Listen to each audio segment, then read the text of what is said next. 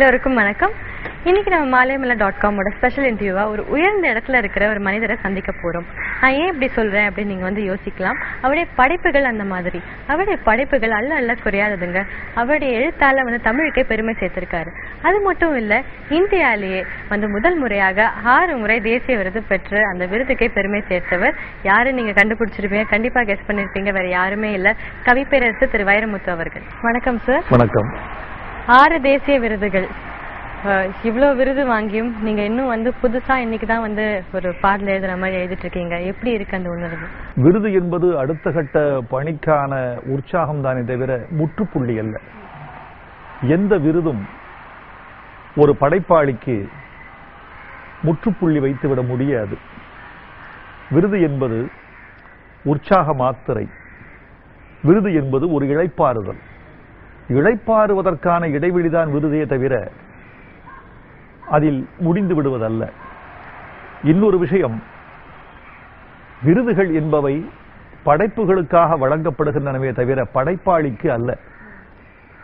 படைப்புக்கு வழங்கப்பட்ட விருதை படைப்பாளி தனக்கு என்று கருதி கொண்டால் அது மூளைக்குள் ஏறிவிடும். விருதுகளை கூடத்தில் வைக்க வேண்டுமே தவிர மூளைக்குள் வைக்கக்கூடாது.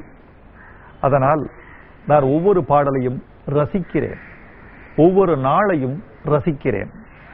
ஒரு உண்மையை சொல்கிறேன் உங்களுக்கு, வாழ்க்கை என்பது தினந்தோறும் புதுப்பிக்கப்படுகிறது. மனிதர்கள் புதுப்பிக்கப்படுகிறார்களா என்று எனக்கு தெரியவில்லை.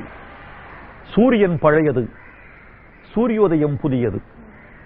நிலா பழையது, நிலா வெளிச்சம் புதியது.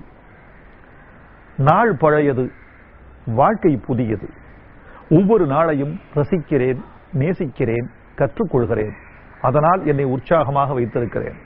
உற்சாகமாக வைத்துக் கொள்வதற்காக நேசிக்கவில்லை. இந்த பூமியை, மனிதர்களை, இந்த சனத்தை, மலர்களை, வானத்தை, மனிதர்களை நேசிப்பதனால் நான் உற்சாகமாக இருக்கிறேன். ஒரு பாடல் எழுதும் போது நீங்க வந்து வேற ஒரு மனநிலைமையில இருக்கலாம், இல்ல வேற பிஸியா இருக்கலாம். திடீர்னு ஒரு மியூசிக் டைரக்டர் உங்களை கூப்பிட்டு இந்த பாடலுக்கு நீங்க எழுதும் போது நீங்க எப்படி அடாப்ட் பண்ணிப்பீங்க? இந்த கேள்வி மிக நல்ல கேள்வியாக நான் நினைக்கிறேன். மறு நிமிடமே கூடு விட்டு கூடு பாய முடியாத யாரும் நல்ல கலைஞனாக இருக்க முடியாது. முதலில் ஒரு மனிதன் தன் உடல் சார்ந்து இயங்குகிறான். புலன்களின் வழியாக ஒரு மனிதன் இயங்குகிறான். படைப்பு என்று வருகிற போது புலன்கள் மறக்கடிக்கப்பட வேண்டும். இந்த கூடு விட்டு கூடு பாய்தல் என்று சொன்னேன் அல்லவா, இந்த விஷயத்தை நான் மீண்டும் வலியுறுத்த விரும்புகிறேன். ஒரு குழந்தையை பற்றி அல்லது ஒரு தாயை பற்றி பாட்டெழுதுகிற போது தன் மார்பு சுரப்பதாக கருதி கொள்ளாத எவனும் நல்ல படைப்பாளியாக இருக்க முடியாது. நான் அப்படித்தான் கருதுகிறேன். வாழ்க்கையில் முதல் முக்கியமான விஷயம் வருமான வரி, நண்பர்கள், உறவுகள், உடல் நலம், பயணங்கள், மேடைகள், இவைகளுக்கு மத்தியில் கவிதா தீபத்தை அணையாமல் காப்பாற்றிக் கொள்வதில் தான் வாழ்க்கை இருக்கிறது. சட்டென்று பற்றி கொள்ளுகிற ஒரு நெருப்பு மாதிரி பட்டனை தட்டியவுடன் விளக்கெறிவது மாதிரி மூளைக்குள் கவிதையை தக்க வைத்துக் கொண்டே இருக்கிறோம் என்று தோன்றுகிறது. பல நேரங்களில் அது நம்பசம் இருக்கிறது, சில நேரங்களில் நாம் அதன் வசம் இருக்கிறோம். இருந்தாலும் அந்த கூடு விட்டு கூடு பாய்தல் தான் ஒரு படைப்பை மிகவும் எளிமைப்படுத்துகிறது. அந்த மாதிரி நீங்க எழுதின ஒரு பாடல் வேற ஒரு மனநிலையில இருந்து ரொம்ப அவசரமா கூப்பிட்டு வந்து உடனே கூடு விட்டு கூடு பாய்ந்து நீங்க எழுதின ஒரு பாடல் பத்தி அந்த சுவாரஸ்யமான சம்பவம்? அலைகள் ஓய்வதில்லை என்ற ஒரு படம், பாரதி ராஜா இயக்கிய படம். அந்த படத்தில் தான் கார்த்திக், ராதா என்று இருவரும் கலைஞர்கள் அறிமுகமானார்கள். அவர்கள் 2 பேரையும் கன்னியாகுமரிக்கு அனுப்பி வைத்து விட்டார். முதலில் ஒரு ரயிலில் பாடல் எடுத்துக்கொண்டு போக வேண்டிய அவசரத்தில் பாரதி ராஜா இருந்தார். அப்போது இளையராஜாவுக்கு நேரம் இல்லை, அவசரமாக பாடல் எடுத்துக்கொண்டு செல்ல வேண்டும் என்ற போது என்னை அழைத்தார்கள். நான் ஏவிஎம்மில் வேறொரு ஒலிப்பதிவில் இருந்தேன். அந்த ஒலிப்பதிவை திருத்திக் கொண்டிருந்தேன். பாடல்களை அவசரமாக அழைக்கப்பட்டேன். வந்தவுடன் சொன்னார்கள், ஒரு அவசரமாக ஒரு காதல் பாட்டு வேண்டும், இப்போதே எழுத வேண்டும் என்று சொன்னார்கள். அந்த நெருக்கடியில் பாரதி ராஜாவுக்கும் நெருக்கடி, எனக்கும் ஒரு நெருக்கடி. அந்த நெருக்கடிக்கு மத்தியில் பிரசாத் ஸ்டுடியோ வெளியில் இருக்க ஒரு மாமரத்தடியில் ஒரு சின்ன நாற்காலி இட்டுக்கொண்டு நான் 10 நிமிடத்தில் எழுதி கொடுத்த பாட்டுதான் விழியில் விழுந்து இதயம் நுழைந்து உயிரில் கலந்த உறவே. உன் வெள்ளிக்கொலு சொல்லி வீதியில் கேட்டால் அத்தனை ஜன்னலும் திறக்கும். நீ சிரிக்கும் போது பௌர்ணமி நிலவு அத்தனை திசையிலும் உதிக்கும். நீ மல்லிகை பூவை சூடிக்கொண்டால் ரோஜாவுக்கு காய்ச்சல் வரும். நீ பட்டுப்புடவை கட்டிக்கொண்டால் பட்டுப்பூச்சிகள் மோட்சம் பெறும்.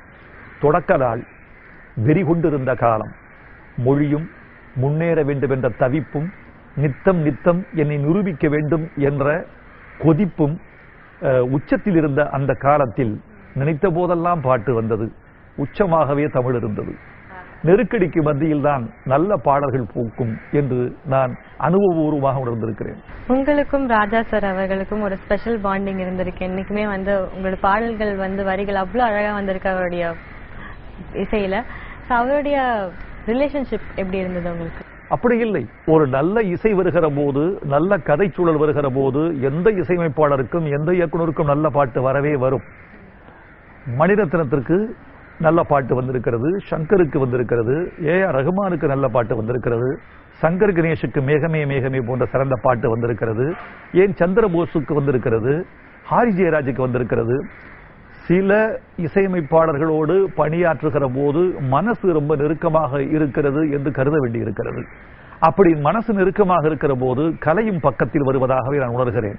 எனவே ஒரு இசையமைப்பாளர், ஒரு தயாரிப்பாளர், ஒரு பாடகர், ஒரு பாடலாசிரியர் எல்லாம் பிரித்து பார்க்க முடியாது. இப்ப SPB எடுத்துக்கொண்டால் எல்லா இசையமைப்பாளரும் நல்ல பாட்டு பாடியிருக்கிறார். மணிரத்னம் எல்லா நடிகர்களையும் நன்றாக வேலை வாங்கி இருக்கிறார்.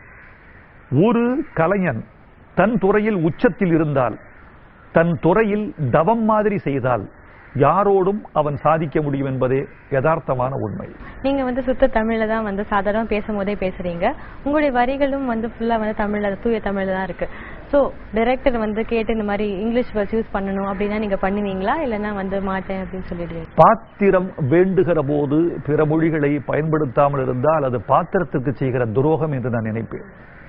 விரும்பி வேண்டி ஆங்கில வார்த்தைகளை யாரும் திணிப்பதில்லை. பாத்திரம் ஆங்கில சூழலில் வளர்ந்த பாத்திரமாக இருந்தால், ஒரு கல்லூரி மாணவன் என்று யார் தனித்தமிழ் பேசுகிறான்? தொழில்நுட்ப கல்வி வந்த பிறகு மொழியை ஆங்கிலத்தில் கலந்து தமிழ் பேசுகிற ஒரு முறைதான் வந்திருக்கிறதே தவிர மொழியோடு யார் முற்றிலும் பரிச்சயமாக இருக்கிறார்கள்? ஒரு நவீன கல்வி முறையும் மேற்கத்திய தாக்கமும் நம்முடைய வாழ்க்கை முறையை தடமாற்றி போட்டிருக்கிறது. வாழ்க்கை தடமாறுகிற போது மொழியும் சற்றே தடுமாறுகிறது. எனவே அதையும் புரிந்து கொண்டு நிகழ்காலத்தில் வாழுகிற தலைமுறையின் காபி ஷாப் தலைமுறை இன்றைக்கு தனித்தமிழ் பேசுவதில்லை. அவர்கள் ஆங்கிலத்திற்கு மத்தியில் தமிழ் பேசுகிறார்கள். அவர்கள் உணர்வுகள், அவர்களின் மனநிலை, அவர்களின் மொழிநிலை எல்லாவற்றையும் தெரிந்து கொண்டு பாத்திரத்திற்கு பாட்டெழுத வேண்டியிருக்கிறது. நான் அந்த நேரத்தில் தமிழுக்கு உண்மையாக இருப்பதை விட அந்த கலைக்கு உண்மையாக இருக்க வேண்டும் என்றே கருதுகிறேன். இப்போ நிறைய கவிஞர்கள் வந்தாச்சு, நிறைய லிரிசிஸ்ட் வந்தாச்சு. அவங்கெல்லாம் வந்து தமிழுக்கு இம்பார்ட்டன்ஸ் கொடுக்குறாங்கன்னு நினைக்கிறீங்களா, இல்ல அந்த பாத்திரத்துக்கு வேண்டு தாண்டி அவங்க வந்து திணிச்சு வந்து நிறைய இங்கிலீஷ் வார்த்தைகளும் யூஸ் பண்றாங்க? எந்த பாடலாசிரியரும் தன் மொழியை திணிப்பதில்லை. ஒரு இயக்குனர் என்ன கோருகிறாரோ, கதை எதை வேண்டுகிறதோ அதை ஒரு பாடலாசிரியன் படைத்துக் கொடுக்கிறான். ஒரு கவிஞன் அவனுக்கு அவன் எஜமானன். ஒரு பாடலாசிரியன் ஒரு படத்திற்கு வேலைக்காரன். அந்த வேலையை அவன் சரியாக செய்கிறானா என்று மட்டுமே நீங்கள் பார்க்க வேண்டும். நீங்க எழுதின ஒரு பாடல் எனக்கு ரொம்ப பிடிக்கும், சரசர சாரக்காத்துங்கிற பாடல் வந்து ரொம்ப அழகான ஒரு பாடல். அந்த வரிகள் எப்படி சார் எழுதினீங்க, அதோட எக்ஸ்பீரியன்ஸ் பத்தி எங்களுக்கு சொல்றீங்களா? கதை ஒரு முக்கியமான காரணம். ஒரு கிராமத்திற்கு வருகிறான் ஒரு ஆசிரியன். அந்த ஊரில் தேநீர் கடை வைத்திருக்கிறாள் ஒரு இளம் பெண். அவளோடு அவன் உரையாடுகிறான், உறவாடுகிறான். அவள் கல்வி அறிவற்றவள். அவள் அவனை சார் சார் என்று அழைத்துத்தான் பழக்கம். மெட்டமைக்கிற போதும் கதை சொல்லுகிற போதும் எனக்கு சொல்லப்பட்டது அந்த சார் சார் என்றுதான் அவள் அவனை அழைக்கிறாள். அந்த உரையாடலில் வருகிற அந்த சார் என்கிற சொல் பாடலுக்குள்ளே வந்தால் கதைக்கு ஒரு முகவரி கிடைக்கும் என்று கருதினார்கள். சரி, ஒரு சார் தானே வேண்டும், 3 சார் தருகிறேன் என்று கொடுத்த விளையாட்டுத்தனமாய் சிந்தித்த ஒரு சிந்தனை தான் அந்த பாட்டு. எனவே அந்த பாட்டு கதைக்காக, அந்த பாட்டு வரி கதையோடு பிறந்தது என்றுதான் சொல்ல வேண்டும். எனவே அந்த பாட்டு வரிக்காக நான் பெருமைப்பட்டுக் கொள்ள முடியாது. கதையும் கதாசிரியரும் இயக்குனரும் அந்த பாட்டில் பங்கு பெறுகிறார்கள். உங்களுடைய பாடல்கள் வந்து எல்லாருக்குமே ரொம்ப ரொம்ப பிடிக்கும். இந்த பாடல்கள்லாம் எழுதுறதுக்கு காரணமா இருந்த அந்த தூண்டுதல் என்ன? இந்த பூமி தான் காரணம், வாழ்க்கை தான் காரணம், மனிதர்கள் தான் காரணம். யாருமே சுயத்திலிருந்து உருவாக முடியாது. வாழ்க்கை ஒரு கலைஞனை உருவாக்குகிறது. அவன் உள்வாங்குகிற விஷயங்கள், அவன் ரசிக்கிற விஷயங்கள், அவனுடைய அனுபவங்கள், அவனுடைய முன்னுரிமைகள், இவைகளெல்லாம் சேர்ந்துதான் ஒரு கலைஞனை உருவாக்குகின்றன. என்னை உருவாக்கியது என் வாழ்க்கை, என் சமூகம், என் பூகோளம், என் வானிலை, என் மலைகள், என் நதிகள், என்னுடைய தோட்டங்கள், தலையாட்டும் தென்னை மரங்கள், ஆடு மாடுகள், பறவைகள், இவைகளெல்லாம் சேர்ந்துதான் உருவாக்குகின்றன. ஒரு மனிதன் வானத்திலிருந்து குதித்து விட முடியாது, பூமியிலிருந்து தனியாக முளைத்து விட முடியாது. எல்லாம் சேர்ந்துதான் ஒரு கலைஞனை உருவாக்குகின்றன.